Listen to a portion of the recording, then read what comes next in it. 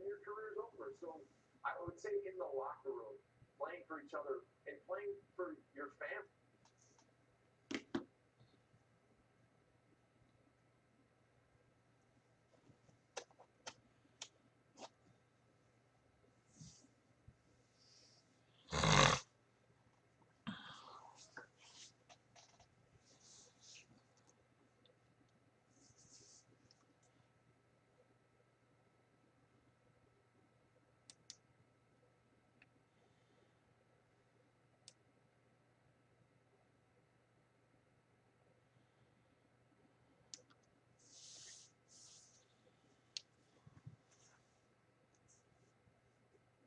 Hey, what is up, everybody? This is your boy AJTRIP, and welcome to That's a Shoot, weekday episodic show where I talk about what's going on in the world of professional wrestling.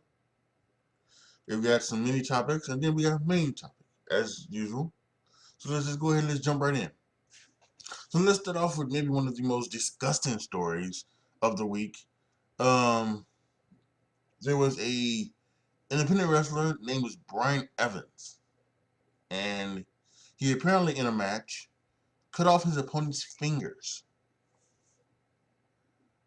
Seriously, I mean, gave some statement about now he knows what it's like to really have his fingers cut up. Oh, I mean, just Jesus Christ, what? You cutting off people's fingers? Bet you these were one of these deathmatch fucks that just taking it to the next level. It's ridiculous and stupid. And Brian Evans should be like banned from any independent show and any major show ever. Cutting off his opponent's fingers. Fuck out of here. So a report has come out that Bray Wyatt was difficult to work with in WWE. And I think many of us could guess that. Bray Wyatt has thought that he was, that his creations were somehow gold, and they wasn't.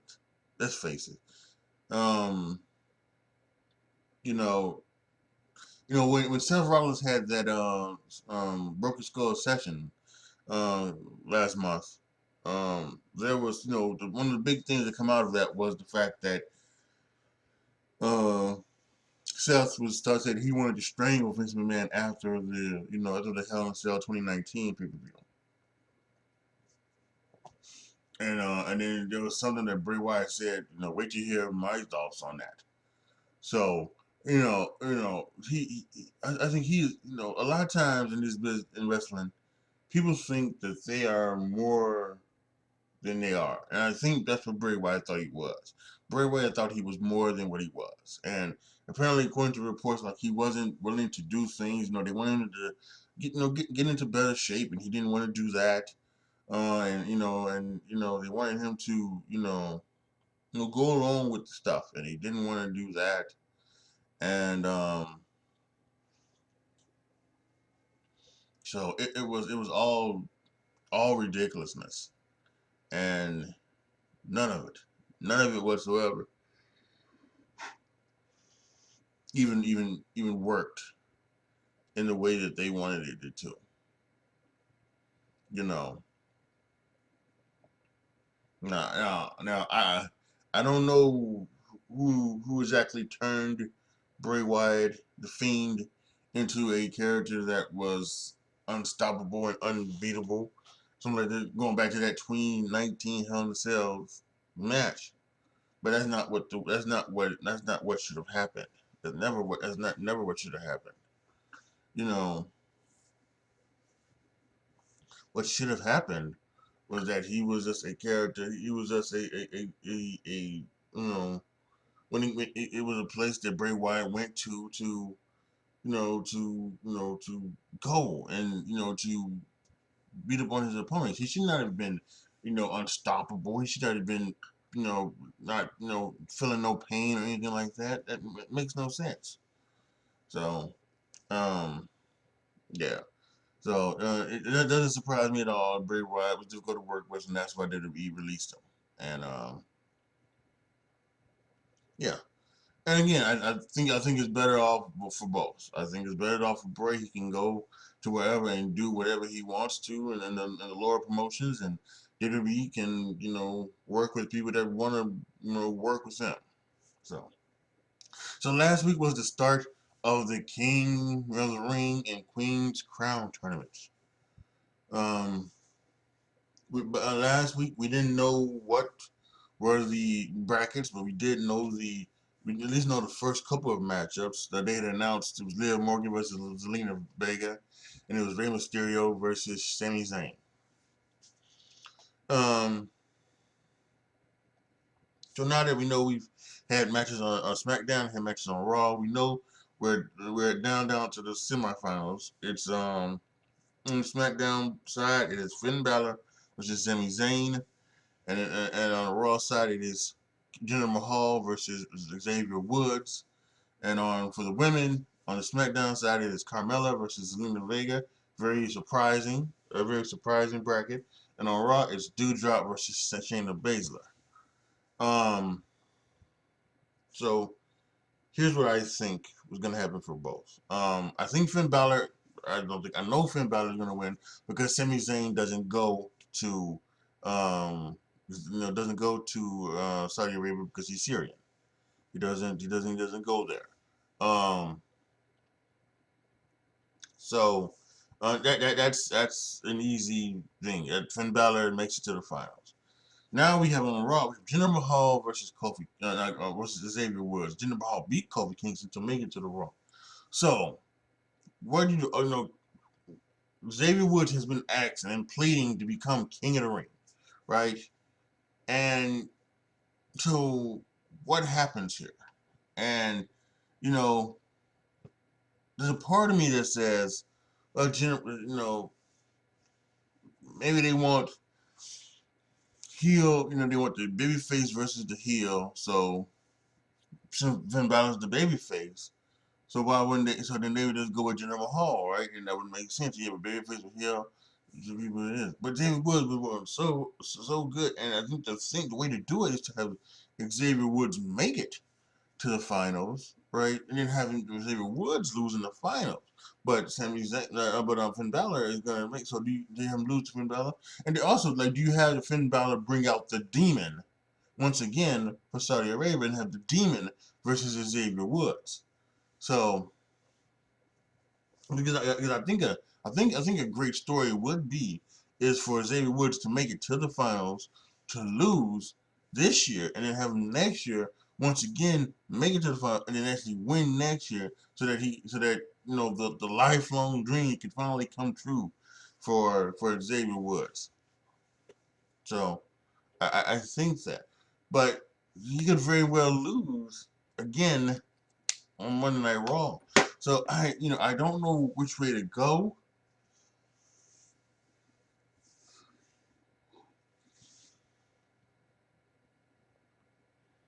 To me, I just think it probably makes more of the sense to go ahead and go with you know, the good guy versus bad guy thing. I think that's what they're going to do. So I think it's going to be Finn Balor versus Jinder Mahal. As for who wins, again, I don't know. Because they could easily put it on Jinder Mahal to make up for what he had to go through with Drew McIntyre. Then they could also do it with Finn Balor. And have Finn Balor, and if Finn Balor become the king, the king instead of the prince, he's the king, King Finn Balor, and maybe even Finn Balor turns heel and becomes one of the big, rivals for Big E. So, man, it is tough, but I'm gonna go with Finn Balor. I'm gonna go ahead.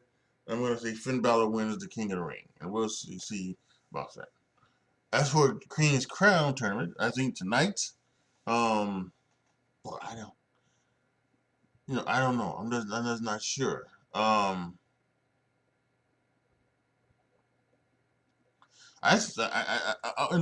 gonna go. This is what I'm gonna do. I'm gonna go off the rails here. I'm gonna say Carmella and Zelina Vega are both counted out. I'm gonna say they are both counted out. meaning that the match on Raw becomes the final between Shayna Baszler and Doudrop. And then I'm going to have Shayna Baszler beat Doudrop to become the queen, basically the king of the queen of the ring. So, she won the first ever Queen's Town tournament. And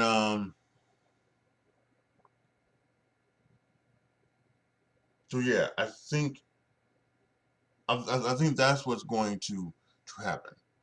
Yeah. So I'm taking a left turn here, and I'm predicting something that is going to just go off the fans. So that's what I'm going to say. I'm going to say that Carmella and Zelina Vega get double counted out tonight, or double disqualified, something like that, and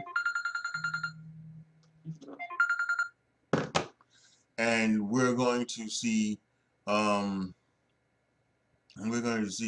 finals become on Monday's Raw.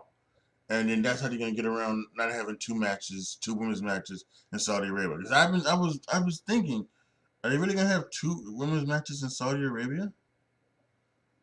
So then I think that it sticks with the one. It sticks with the one women's match in Saudi Arabia. So be on the lookout for that. Yeah. And then yeah, because like I said, Shayna Baszler beats Doudrop, and she becomes the first ever Queen Crowns winner. Speaking of the Queen's Crown tournament, people have been upset that the women haven't gotten much time on the Queen's Crown tournament. Some very short matches on SmackDown, short matches on Raw. Altogether, between the first 4 round matches, the time is, putting all the time together, it is under 9 minutes of action for the women Queen's Crown tournament. And I understand it to a point, because when you look at the men's tournament, the men's are getting time. The women are getting time. They are getting, matches that are going through breaks and things like that.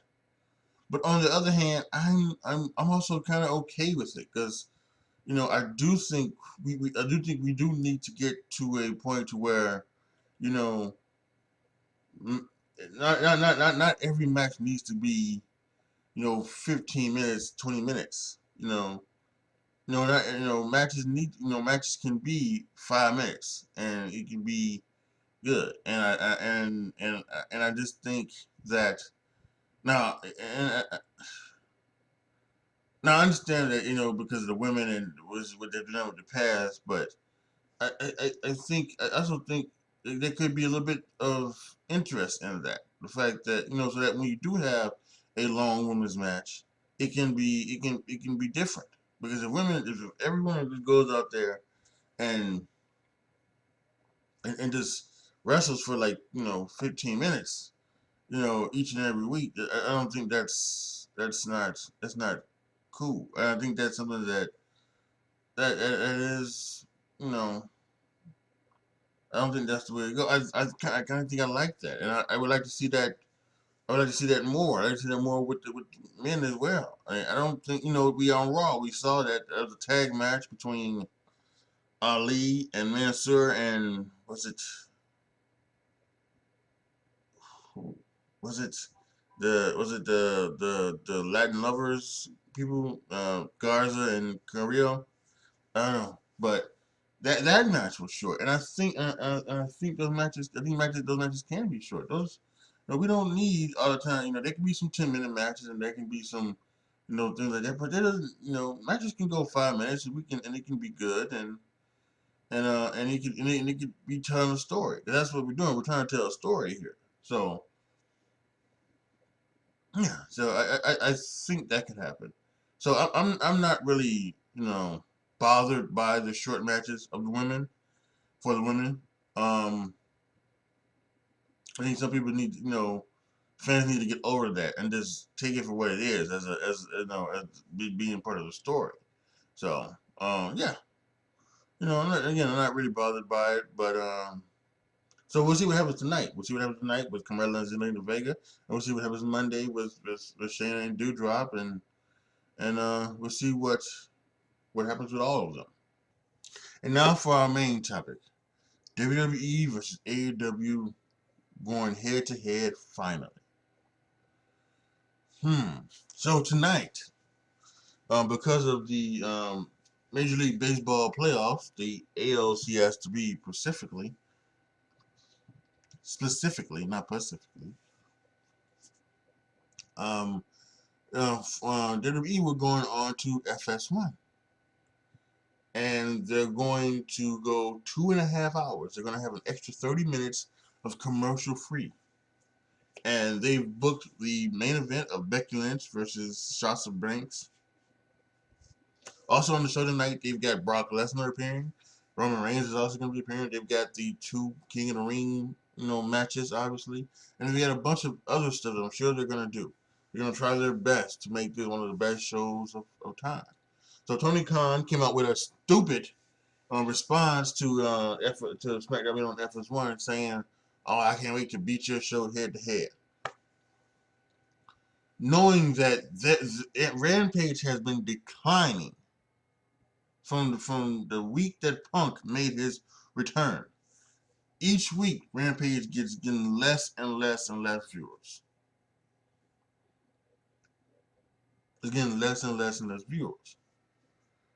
And to be honest with you, that's, it may be something as a WWE fan that maybe you take like some kind of strange pride in or anything like that, but realistically that's how it should be, because Rampage is your it's your it's your appetizer and to Dynamite, or it's your dessert to Dynamite, right?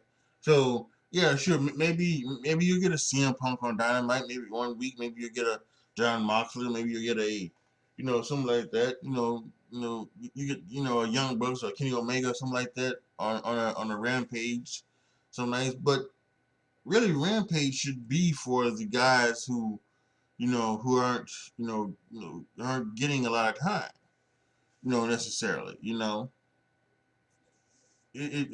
so I think that's how I see it, and that's how I see it should be. Um,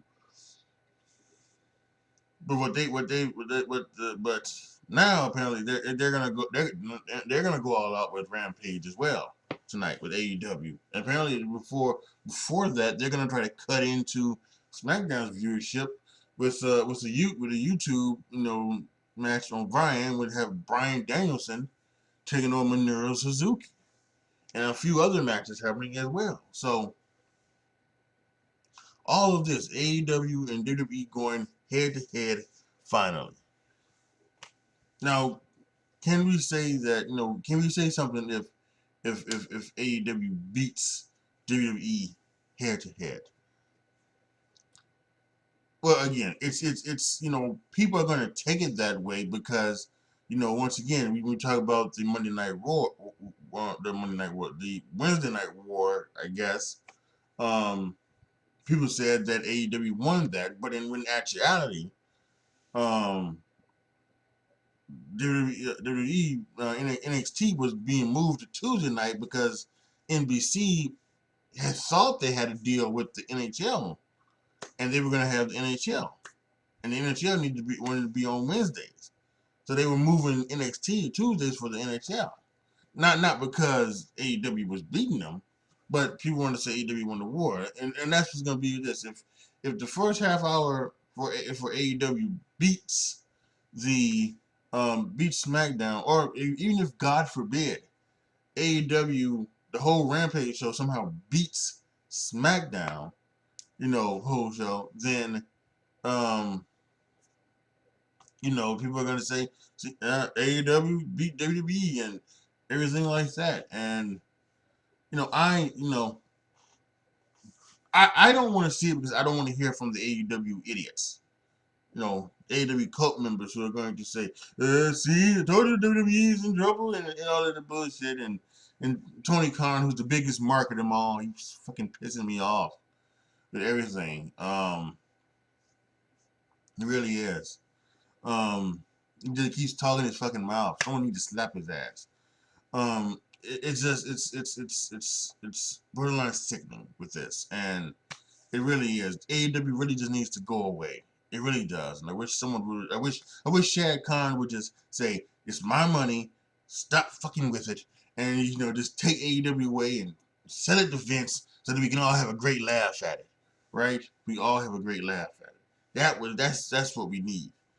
But I don't know. It doesn't look like that's gonna happen, unfortunately. But AEW, again, like I've said before, at some point AEW will slide down, just like TNA and just like all of the other ones.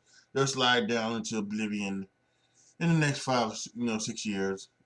So and they'll be thing, and WWE will once again be on top, be the only promotion that you would want to wrestle for. So the only promotion that you really can wrestle for if you want to become a big star. Sure, you can work the indies and go all of this, but you'll just be a wrestler. You won't be a superstar. And maybe that's some I know that's what maybe some people do want. Apparently that's what CM Punk wants. He doesn't want to be a superstar. He wants to be a wrestler. Same anything with Daniel Bryan, but that's what they're here for there. So we're gonna see what's happening. We're gonna see what's happening tonight. And in the last couple of times WWE went on FS1, they still have had more viewers than again any non-CM not any rampage that has not involved CM Punk returning. So I doubt that the AEW will beat SmackDown, and so and I think Becky Lynch and Sasha Banks is a good is a good match to go with. I don't know if they're gonna give Sasha and Becky the entire 30 minutes. Um, I'm probably sure that they're probably gonna have something else probably go crash into it. Maybe the finals between Finn Balor and Sami Zayn. Maybe they might wait to at the end. That's probably a good shout.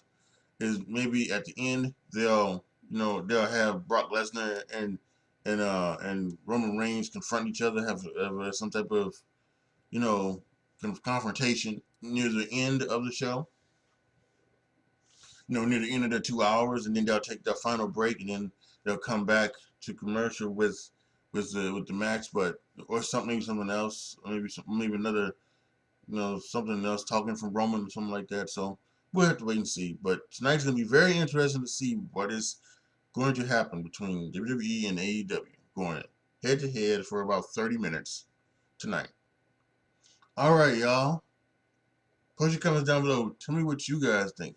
Let me know what you guys think about the mini topics, the independent goof, Brian Evans, who cut off his opponent's fingers, the fact that Bray Wyatt was difficult to work with, and that was one of the reasons he was released from WWE. My predictions of Finn Balor beating Jinder Mahal and winning King of the Ring, and a double DQ, a countout happening tonight, making Doudrop versus Shayna Baszler the final a finals match on Monday, being the King of the Ring, and Shayna winning. And your thoughts on also maybe the Queen's Crowns matches not lasting more than 9 minutes in total. And of course, the main topic, WWE versus AEW going head to head tonight. Like the video, share the video, subscribe to the channel, and as always, thank you guys so much for watching. This is your boy AJTRIP signing off. As always, be good to each other, y'all. Be careful out there. And I am out.